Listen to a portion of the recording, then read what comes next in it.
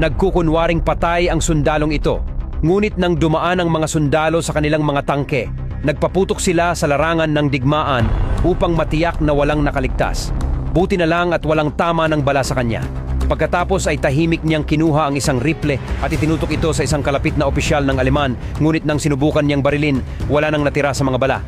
Bigla siyang nakarinig ng boses at napansin niya ang isa pang sundalo na nakaligtas din. Nang malaman na ang ibang sundalo ay may natitira pang bala, iniabot niya ang rifle sa kanya, ngunit ang sundalo ay mayroon lamang 5 bala. At sa eksaktong 5 sundalong Aleman na nagpapatrolya sa malapit, alam niyang hindi siya makakaligtaan ng isang putok. Ginamit niya ang tunog ng mga kalapit na pagsabog para matakpan ang ingay ng kanyang putok. At bago pa sila makapag-react, isa-isa niyang ibinaba ang mga ito. Nang makita ito, sinubukan ng huling Aleman na tumakbo, ngunit tumayo ang sundalo at ibinaba din siya. Sa 5 bala lang, nakagawa siya ng 5 headshot. Ang isa pang sundalo ay natigilan nang makita ang kanyang kakayahan sa pagbaril.